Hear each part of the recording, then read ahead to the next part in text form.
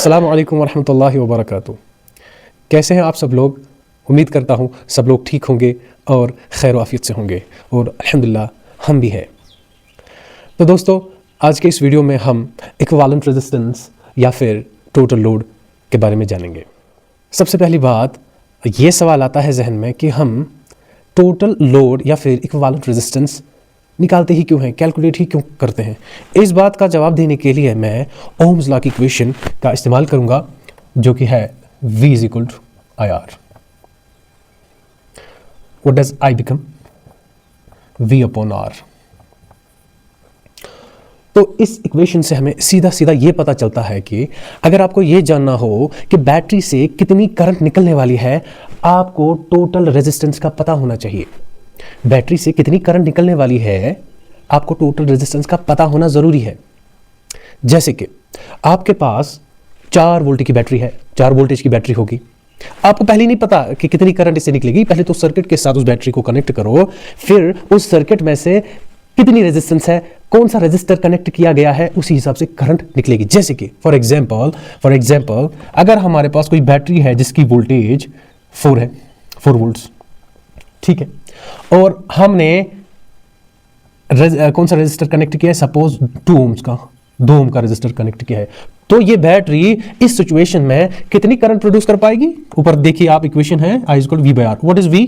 4 volt की battery ली है और उसके साथ सर्किट में 2 ओम का रेजिस्टर कनेक्ट किया गया है, तो करंट कितनी निकलेगी? 2 2 4, करंट निकलेगी 2 एम्पियर्स, 2 एम्पियर, ठीक है। अब अनदर सिचुएशन, बैटरी सेम रखेंगे, हम और एक रेजिस्टर ऐड करेंगे इस सर्किट में। सपोज किसी ने फैन ऑन किया या किसी का इंडक्शन ऑन, इस बार क्या होगा, हमने 2 ओम का रेजिस्टेंस बढ़ा दिया है। ये यहाँ 4 वोल्टेज की बैटरी, और अगर आपने 2 ओम का और रेजिस्टेंस बढ़ा दिया है तो टोटल रेजिस्टेंस कितनी होगी? 2 तो पहली थी, 2 + 2 = 4, टोटल 4 ओम की रेजिस्टेंस सर्किट में है, टोटल 4 ओम की रेजिस्टेंस सर्किट में है। तो इस बार ये बैटरी कितनी करंट प्रोड्यूस कर पाएगी?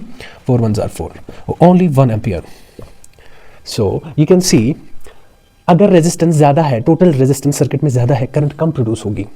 अगर टोटल रेजिस्टेंस कम है सर्किट में, करंट ज्यादा प्रोड्यूस होगी, because they are inversely proportional to each other, as you can see, ठीक है। अब जब हम हायर क्लासेस में पढ़ते हैं तो सर्किट्स तो सिंपल नहीं होते, कॉम्प्लेक्स सर्किट्स होते हैं। कुछ रेजिस्टर सीरीज में होते हैं, कुछ पैरेलल में होते हैं, इसीलिए उनका टोटल रेजिस्टेंस क्या होगा, टोटल लोड क्या होगा बैटरी के लिए, वो हमें निकालना पड़ता है। वो इक्विवेलेंट रेजिस्टेंस हमें कैलकुलेट करनी पड़ती है। इसीलिए हम ये कॉन्सेप्ट सीखते हैं कि resistance in series, resistance in parallel, ठीक है। तो फटाफट से हम इस सर्किट को सॉल्व करने वाले, तो चलिए स्टार्ट करते हैं। 3, 2, 1। देखिए इस सर्किट को हम कैसे सॉल्व करेंगे। ये जो मल्टीपल रेजिस्टर्स लगाए गए हैं, इस सर्किट को हम सिंप्लीफाई करने की कोशिश करेंगे, ठीक है, और लास्ट में टोटल रेजिस्टेंस कैलकुलेट करेंगे। देखते हैं कैसे कर पाते हैं। देखिए, अगर यहां से करंट आएगी, यहाँ पे जंक्शन लगा है, यहाँ पे करंट डिवाइड हो जाएगी, ठीक है, कुछ यहाँ जाएगी, कुछ यहाँ जाएगी, ठीक है ना, ओके, वेरी गुड। अगर हम ध्यान से देखें, ये जो 2 रेजिस्टर्स है ना, ये आपस में सीरीज में है। आप देखिए इनके बीच में कोई ब्रांचिंग नहीं है, करंट कहीं से डिवाइड नहीं होगी, same amount of current will flow through these 2 resistors. तो ये 2 सीरीज में है, ये तो कंफर्म हो गया ना। अगर ये 2 रेजिस्टर सीरीज में है तो क्या हो जाएगा, सिंपल, ये इनका मैग्नीट्यूड एडअप हो जाएगा, ठीक है, मैग्नीट्यूड एडअप हो जाएगा। क्या हम, what is the magnitude of 4 + 2? 4 + 2 कितना होता है? इसके बदले हम एक ही रेजिस्टर लगाएंगे, 6, बिकॉज 4 + 2 is 6। ठीक हो गया, 4 + 2 is 6 ओम का रेजिस्टर। अब फिर से देखिए आप, ये रेजिस्टर और ये रेजिस्टर आपस में पैरेलल में है। अब देखिए करंट डिवाइड हो रही ना यहां से, और कुछ अमाउंट यहां से जा रहा है, तो ये 2 रेजिस्टर्स क्या है, आपस में क्या है, पैरेलल में है। इसको ऐसे भी देख सकते हैं, इन 2 रेजिस्टर्स का कॉमन पॉइंट है, पोटेंशियल कांस्टेंट रहता है पैरेलल में, चेंज नहीं होता, ठीक है। इस तरीके से भी आप समझ सकते हो।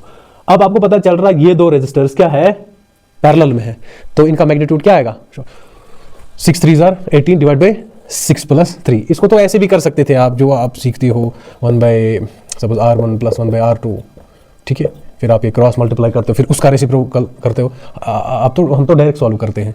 6 3 = 18 और 6 + 3 = 9, 9 2 = 18। तो इसका टोटल रेजिस्टेंस कितना आएगा इस सर्किट में से, हम खाली 2 ओम यहाँ पे लिख सकते हैं। इस सर्किट को हमने थोड़ा सा सिंप्लीफाई किया, हम खाली 2 ओम लिख सकते हैं। अब देखिए, अगर करंट यहां से जाएगी फिर वही करंट इसमें आएगी 8 ओम रेजिस्टर में, तो इसका मतलब यह पता चल रहा है कि ये दो रेजिस्टर्स आपस में सीरीज में है। क्या है? सीरीज में है, तो इनका तो एड अप हो जाएगा। 2 + 8 इज, व्हाट इज 2 + 8? 2 + 8 इज 10। हम खाली 10 ओम का रेजिस्टर लगा सकते हैं, इक्विवेलेंट रेजिस्टर।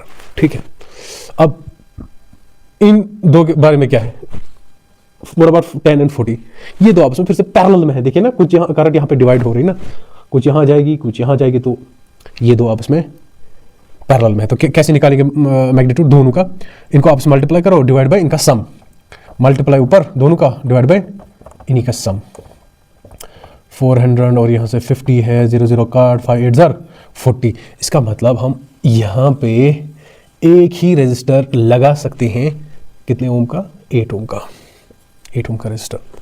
अब देखिए आप, ये सर्किट इतना सिंप्लीफाई हो चुका है, आप देख सकते हैं कि ये यहाँ पे 3 रेजिस्टर्स आपको मिल रहे हैं सीरीज में। इनको सीधे ऐड अप कीजिए तो टोटल रेजिस्टेंस आपको मिलेगी 7 + 5 इज 12, 12 + 8 इज 20। रेजिस्टेंस टोटल में 7 + 8 + 5 इट इज 20 ओम्स। यानी इनके बदले आप 20 ओम का रेजिस्टर लगा सकते हो। यानी जो सर्किट में ओवरऑल रेजिस्टेंस थी ना, जो अभी बिखरे थे, उधर से कुछ, इधर से 40, उधर से 2, उधर से 3, ओवरऑल बैटरी इसको 20 ओम्स में देख रही थी, 20 ओम्स में, और यही हमारी टोटल रेजिस्टेंस है। और इसी की हेल्प से हम करंट निकाल पाएंगे, जितनी उस क्वेश्चन में दिया होगा कि बैटरी में 6 वोल्ट की बैटरी है, 8 वोल्ट की बैटरी है, 4 वोल्ट की बैटरी है, तो डिवाइड करेंगे इसी से, इस रेजिस्टेंस से हमें करंट का पता चलने वाला है। ठीक है।